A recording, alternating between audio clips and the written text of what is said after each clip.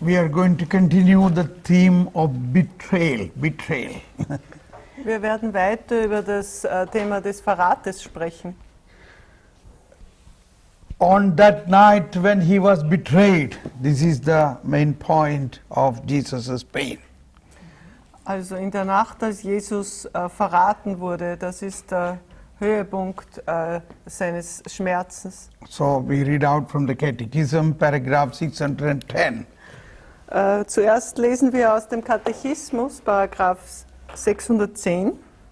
The subtitle is At the Last Supper, Jesus anticipated the free offering of his life. 610. Ja, die Überschrift ist, beim letzten Abendmahl nahm Jesus die freie Hingabe seines Lebens vorweg. Jesus gave the supreme expression of his free offering of himself at the meal shared with the 12 apostles on the night he was betrayed.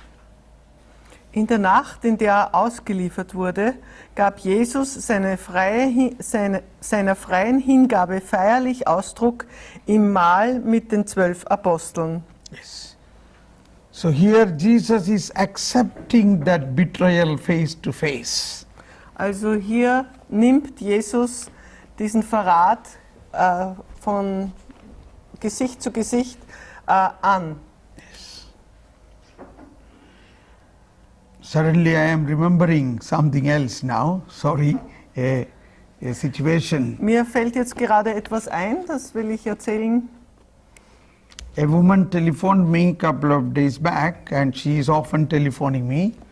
Eine Frau hat mich vor ein paar Tagen wieder angerufen, was öfter passiert. It is a great pain for her that her husband now says he loves a woman who work with him in the office. He want to go with her. Und sie hat großen Schmerz darüber, dass ihr Ehemann sich mit einer anderen Frau in der Arbeit verbinden möchte. He is married with her and they have 2 children. Sie ist mit ihm verheiratet und sie haben 2 Kinder. So she says this is great pain for me. Sie sagt also, das schmerzt sie sehr.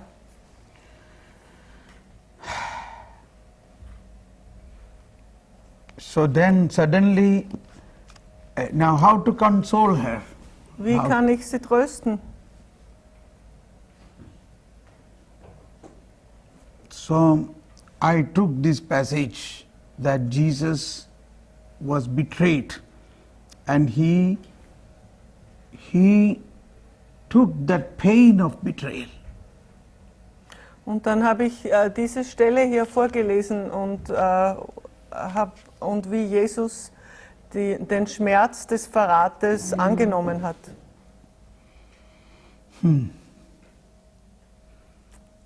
But at least a little consolation she got, but it is not easy for her. Es gab ihr etwas Trost. Natürlich ist es nicht leicht für sie. But then we realize this betrayal is continuing right from the beginning of Genesis. Und dann ist mir klar geworden, dass dieser Verrat schon am Anfang der Genesis beginnt. So I was searching from where the betrayal began. Und da habe ich dann gesucht, wo hat der Verrat begonnen? That is the real evil. Das ist das wirklich Böse. Yes. It is the work of the evil spirit. Es ist die Wirkung des bösen Geistes. And Jesus conquered that evil. Und Jesus hat diesen bösen Geist besiegt. So one of the big work of the evil was to instigate betrayal. Everywhere he moved to betray others. Also eins der stärksten Mittel des Bösen ist, Verrat zu verursachen. So we can see in the history in the Bible, so many places God or this betrayal happened. Wir können also in der Geschichte der Bibel so viele verschiedene Stellen sehen, wo Verrat passiert.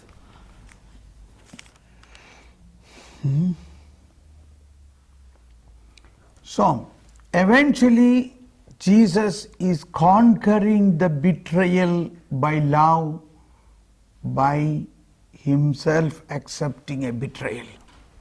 Also schließlich besiegt Jesus durch die Liebe den Verrat.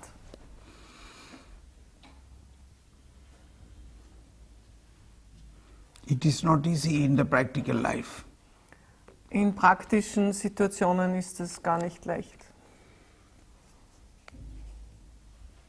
So, let us read this. Jesus gave the supreme expression of his free offering of himself at the meal shared with the 12 apostles on the night he was betrayed. Also noch einmal zum Paragraph 610. In der Nacht, in der er ausgeliefert wurde, gab Jesus seiner freien Hingabe feierlich Ausdruck im Mahl mit den 12 Aposteln. On the eve of his passion, while still free, Jesus transformed this Last Supper with the apostles into the memorial of his voluntary offering to the Father for the salvation of men. This is my body which is given for you. This is my blood of the covenant which is poured out for many for the forgiveness of sins. Am Abend vor seinem Leiden, als er noch in Freiheit war, machte Jesus dieses letzte Mal mit seinen Aposteln zur Gedenkfeier der freiwilligen Hingabe seiner selbst an den Vater zum Heil der Menschen. Das ist mein Leib, der für euch hingegeben wird. Das ist mein Blut, das Blut des Bundes, das für viele vergossen wird zur Vergebung der Sünden. Now I want to bring this point to clear. What is that sin which Jesus took upon him? Jetzt möchte ich noch einmal ganz klar herausstellen, was ist diese Sünde, die Jesus auf sich genommen hat? That is the sin began from the time of Adam and Eve and spreaded throughout the whole humanity from Alpha to Omega. Das ist die Sünde, die schon bei Adam und Eva begann und durch die ganze Menschengeschichte hin von Alpha bis Omega sich ausdehnt. Shall we believe that? Sollen wir das glauben? Yes or no? Ja oder nein? Okay? Ja. So, if somebody caused a betrayal to me or to you, that is a sin. Wenn also jemand mich oder dich verraten hat, das ist eine Sünde. Which is the work of the devil, Was eine Wirkung des Teufels ist, but Jesus took that also. aber Jesus hat das auch auf sich genommen.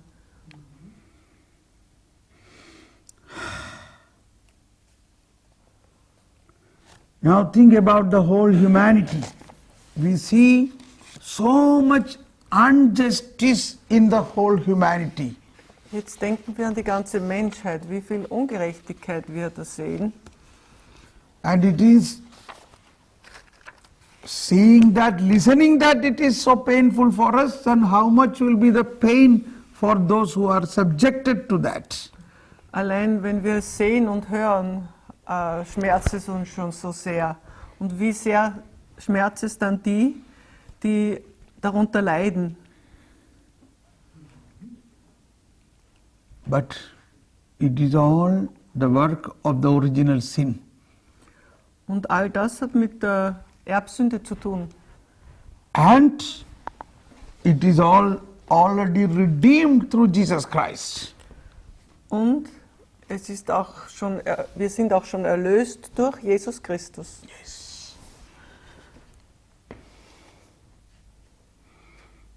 Yes.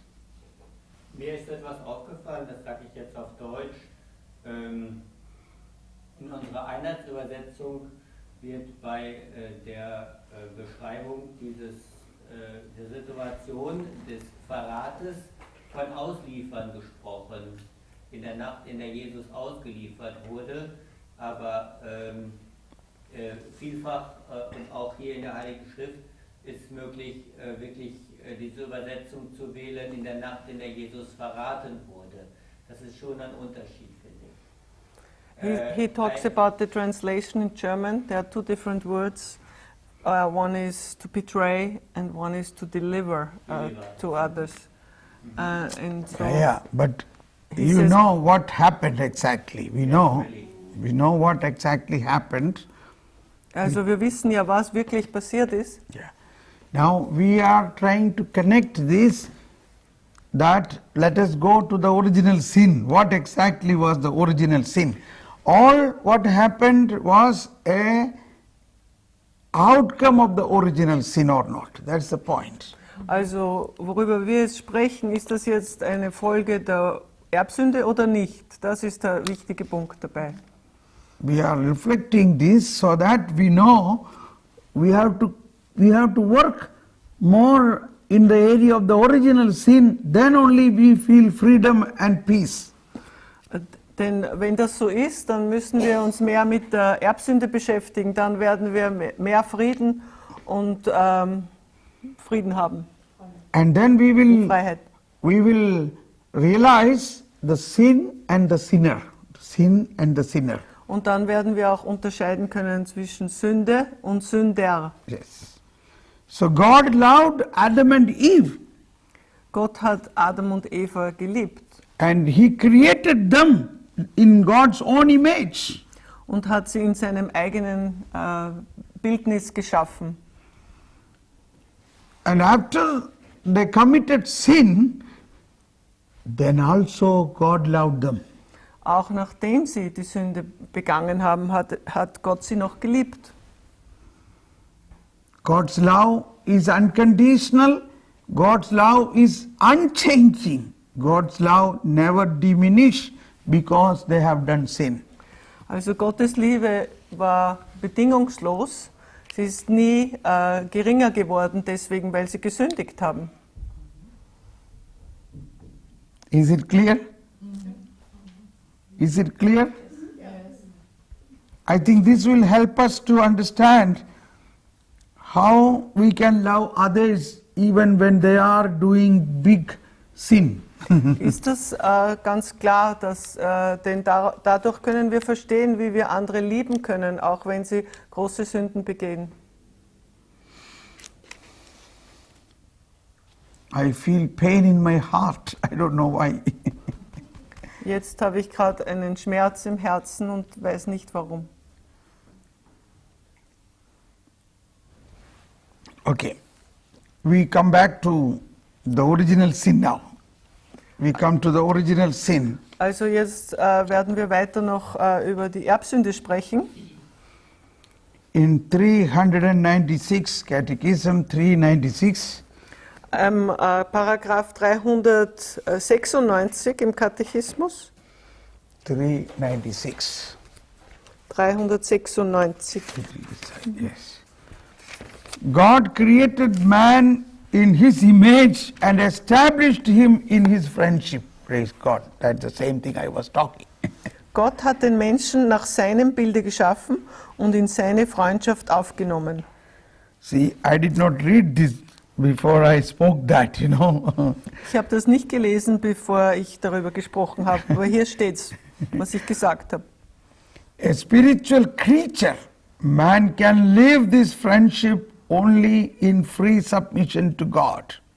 Als geistbeseeltes Wesen kann der Mensch diese Freundschaft nur in freier Unterordnung unter Gott leben. The prohibition against eating of the tree of the knowledge of good and evil spells this out, for in the day that you eat of it, you shall die. Das kommt darin zum Ausdruck, dass den Menschen verboten wird, vom Baum der Erkenntnis von Gut und Böse zu essen, denn sobald du davon isst, wirst du sterben. That is, the spirit, a spiritual creature, man can live. A spiritual creature, man can live this friendship only in free submission to God.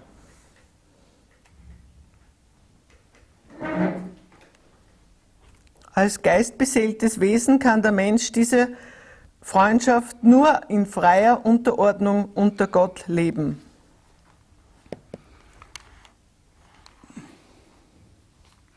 That means man can live in free submission to God. Man is created to live in free submission to God.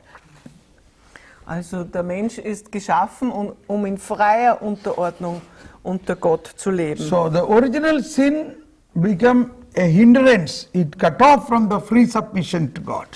Also die Erbsünde wird jetzt ein Hindernis darin, dass der Mensch nicht mehr in freier Unterordnung unter Gott leben kann. The prohibition against eating of the tree of the knowledge of the good and evil spells this out. Also das Verbot, dass er nicht vom Baum der Erkenntnis von Gut und Böse essen soll, zeigt das. For in the day that you eat of it, you shall die. Denn sobald du davon isst, wirst du sterben. That is, the tree of knowledge of good and evil symbolically invokes the insurmountable limits that man, being a creature, must freely recognize and respect with trust. Dieser Baum der Erkenntnis von Gut und Böse erinnert sinnbildlich an die unüberschreitbare Grenze, die der Mensch als Geschöpf freiwillig anerkennen und vertrauensvoll achten soll. There is a limit. Man has a limit. Das heißt, der Mensch hat eine Grenze.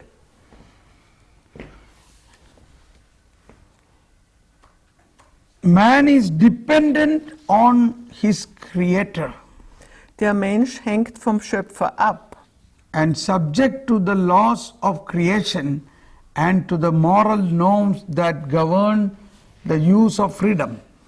Er untersteht den Gesetzen der Schöpfung und den sittlichen Normen, die den Gebrauch der Freiheit regeln. Yes.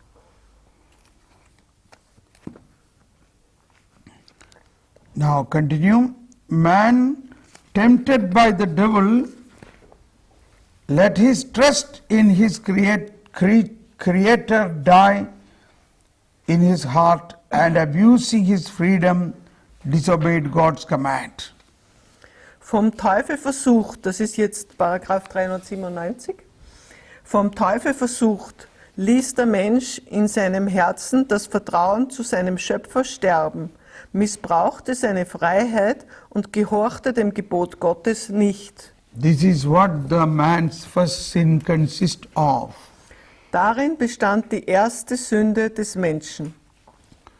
So what is that? We read it again. Man, tempted by the devil, let his trust in his creator die in his heart, and abusing his freedom, disobeyed God's command. Vom Teufel versucht, ließ der Mensch in seinem Herzen das Vertrauen zu seinem Schöpfer sterben, missbrauchte seine Freiheit und gehorchte dem Gebot Gottes nicht. So, because of the first sin, man lost the trust in his creator God. Also wegen der ersten Sünde, der Erbsünde, hat der Mensch das Vertrauen in seinen Schöpfer, in Gott verloren. Man lost the trust. Er hat das Vertrauen verloren. I think that is our problem even today. We don't, although God is telling, God said, I gave you my son, but still we have no trust. Das ist auch heute noch unser Problem. Gott selbst sagt selbst, ich gebe euch meinen Sohn. Und noch haben wir Schwierigkeiten mit dem Vertrauen. That is why the merciful Jesus says, trust. Darum sagt der barmherzige Jesus, vertraue mir. Yes, trust in me. Yes, Carly. Sorry, to help you, I found a very interesting paragraph 311 of the Catechism. Die Engel und die Menschen, intelligente und freie Geschöpfe, müssen ihrer letzten Bestimmung aus freier Wahl entgegengehen und ihr aus Liebe den Vorzug geben. Sie können darum auch vom Weg abirren und sie haben auch tatsächlich gesündigt. Und jetzt kommt der Unterschied zwischen Sünde und Sünder oder Sünder und Sünde. So ist das moralische Übel in die Welt gekommen, das unvergleichlich schlimmer ist als das physische Übel, also der Sünder. Gott ist auf keine Weise, aber weder direkt noch indirekt die Ursache des moralischen Übels. Er lässt es jedoch zu, dass er die Freiheit seines Geschöpfes achtet und er weiß auf geheimnisvolle Weise Gutes daraus zu ziehen.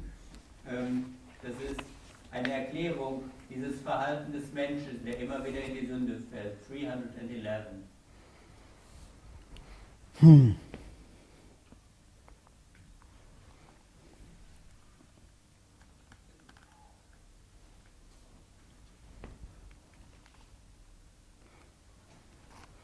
God is in no way directly or indirectly the cause of moral evil. He permits it. Yeah. This is a very beautiful and great point that God is not making anybody to sin. Das ist etwas ganz Wichtiges, dass Gott niemanden zur Sünde leitet. But God permits it. Aber er erlaubt es. That is, that this we have several times thought about, that sin happened in the Garden of Eden, in paradise, where God and man was together. How could devil come inside? Die Frage ist, die Sünde ist ja im Paradies geschehen, wo Gott und die Menschen zusammen waren. Wie konnte da der Teufel eindringen? So this word permit. Das Erlauben ist wichtig. Why God allowed this? Wieso hat Gott das erlaubt, dass der Teufel eindringt? Yeah. So the freedom, that's what we learned now, the freedom man was given, man misused the freedom. Also was wir hier gelernt haben, ist, dass der Mensch die Freiheit missbraucht hat.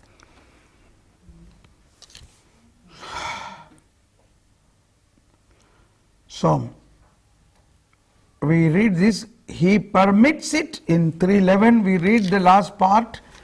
Paragraph 311, wir lesen jetzt noch einmal das letzte God Stück. is no way directly or indirectly the cause of moral evil, but he permits it, however, because he respects the freedom of his creatures and mysteriously knows how to derive good from it. That is the point, the last point. Also das ist jetzt das Wichtigste. Ich lese noch einmal die letzten Zeilen von Paragraph 311. Gott ist auf keine Weise, weder direkt noch indirekt, die Ursache des moralischen Übels. Er lässt es jedoch zu, da er die Freiheit seines Geschöpfes achtet und er weiß, auf geheimnisvolle Weise Gutes daraus zu ziehen. Yes. I'm very surprised because I think that God, knowing everything in advance, why? Gott weiß doch alles im Vorhinein. Warum? Yes. Why did he let it happen? Yes. Warum hat er das geschehen lassen? So we have the answer, that God has power even to make good out of evil. Yeah. So this is the type of faith we need to grow in. Wir haben hier die Antwort auch, dass Gott die Macht hat, auch Gutes aus Bösem, aus Üblem zu machen, zu ziehen. In fact, St. Paul says this in Romans chapter 8:28. Der heilige Paulus sagt das im Römerbrief Kapitel 8, 28, Vers that 28.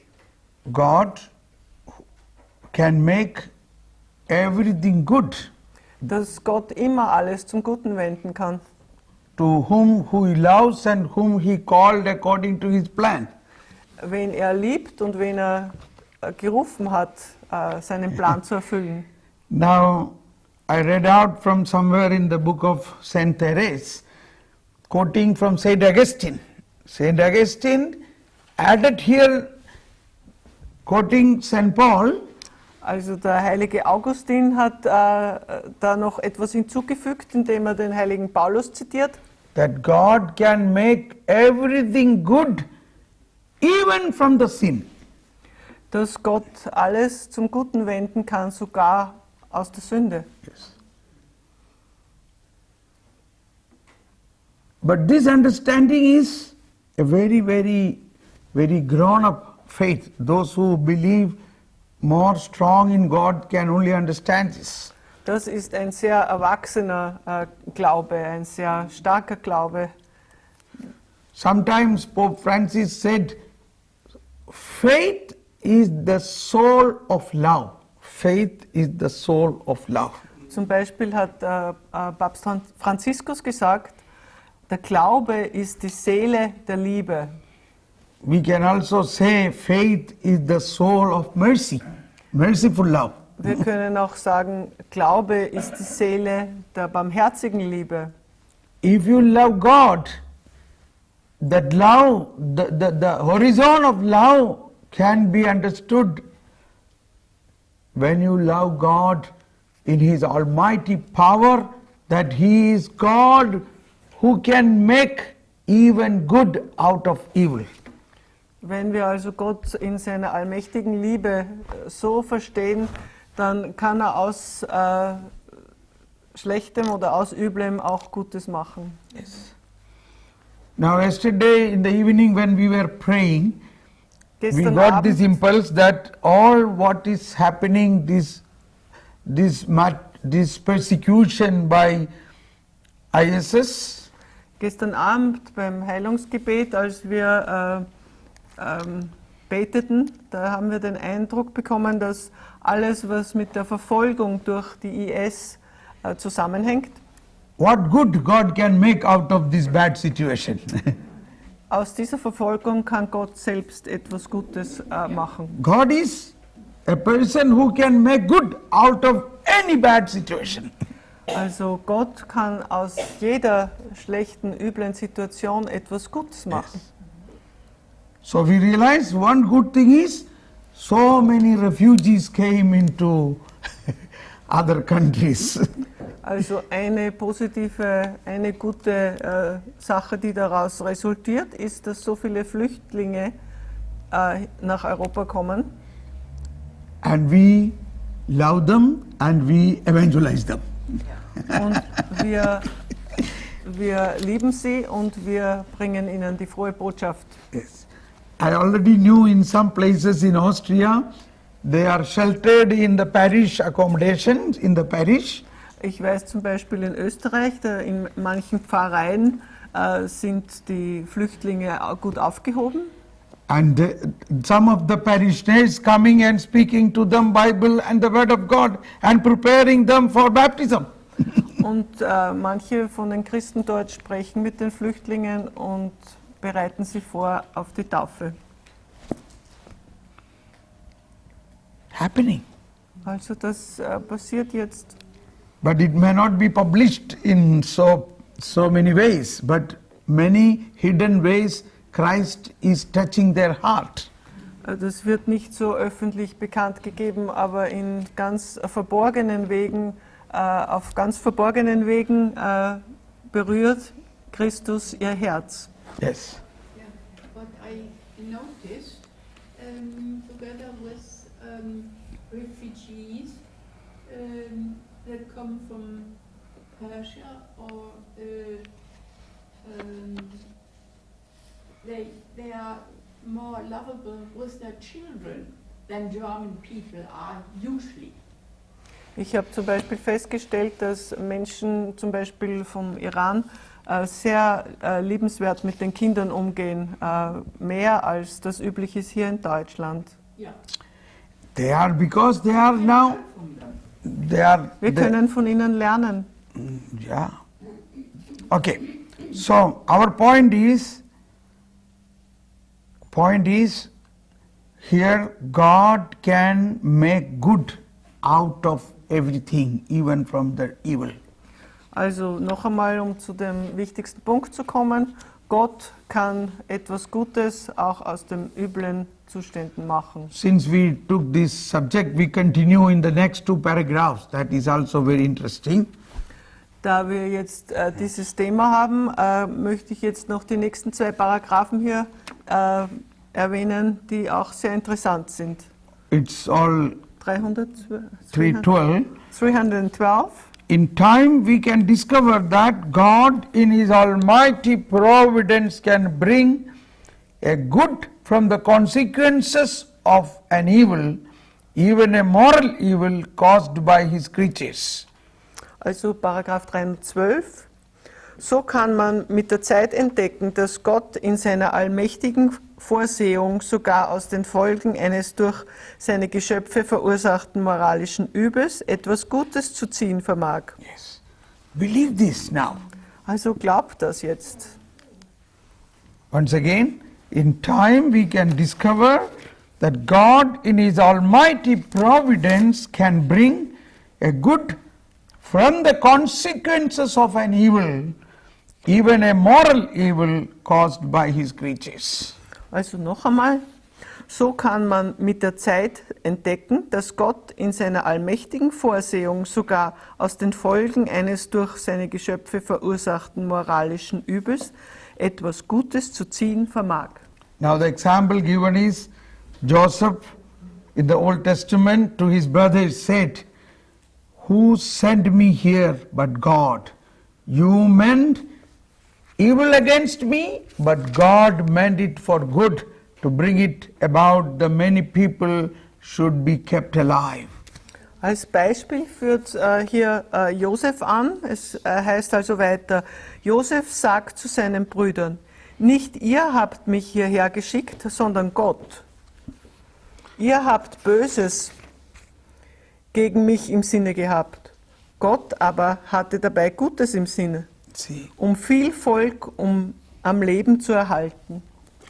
This was one of the event of betrayal, that the brothers, his own brothers, wanted to kill him and eventually sold a brother to Egyptian merchants as a slave. Weil die Geschichte ist ja so, dass die Brüder von Josef ihn an ägyptische Händler verkaufen wollten, die eigenen Brüder, und das auch getan haben. And Joseph used to cry and cry about this situation, and eventually after the marriage Joseph decided, and he said Manasseh, that is the name of his first son. He called him Manasseh, means forget everything. Ja, und Josef hat ja so viel darüber geweint, dass das passiert ist. Aber dann, endlich, nach seiner Heirat, hat er seinen Sohn sogar Manasse genannt. Das heißt, vergiss es. Forget all past. Vergiss die Vergangenheit. And then imagine when he see that brother in front of his eyes. Jetzt stellt euch vor, als er dann plötzlich seine Brüder vor sich stehen sah. Oh. But then he says, what evil you did to me, God made good. Und dann sagt Josef, auch was ihr Übles mit mir gemacht hat, Gott hat Gutes daraus gemacht. This is in fact the New Testament within the Old Testament. Das ist sozusagen die Botschaft des Neuen Testaments im Alten Testament schon. Yes. This Joseph can be very much identified like Jesus, who was sold and who was betrayed, who was in prison. Also wir können in Josef Jesus sehen, denn auch Josef ist verraten worden, er war in Gefangenschaft. And eventually he's risen. Und er ist dann letztendlich wieder auferstanden. He became like a king of Er that ist wie ein land. König geworden. From prison to prime minister in one day. Vom Gefängnis zum Prime minister. Bundeskanzler in einem Tag. Yes. Weisheit, wisdom is the one. So, Aufgrund seiner Weisheit. this is the almighty power of God. Das ist die Allmacht Gottes. We continue here. From the greatest moral evil ever committed, the rejection and murder of God's only Son, caused by the sins of all men, God by His grace that abounded all the more, brought the greatest of goods, the glorification of Christ and our redemption. But for all that, evil never becomes good. But for all that, evil never becomes good. Ja. Continue. Aus dem schlimmsten moralischen Übel, das je begangen worden ist, aus der durch die Sünden aller Menschen verschuldeten Verwerfung und Ermordung des Sohnes Gottes, hat Gott im Übermaß seiner Gnade das größte aller Güter gemacht, die Verherrlichung Christi und unsere Erlösung. Freilich wird deswegen das Böse nicht zu etwas Guten. Yes. But evil never becomes good. Evil still continue to be evil. Evil cannot be converted. Also Übles oder Böses wird niemals gut. Übles bleibt Evil, Übles. evil. Ja? Yeah. Böses ist übel. Yes. Ja. No. Use the right. Ja, böse. Ja, sie Yeah. Okay. sagen manchmal übel und manchmal böse. Now the next paragraph 313 says, we know that in everything God works for good. This is what I was referring to, St. Paul's teaching from Romans. Please read 313. Bei Paragraph 313 heißt es dann, wir wissen,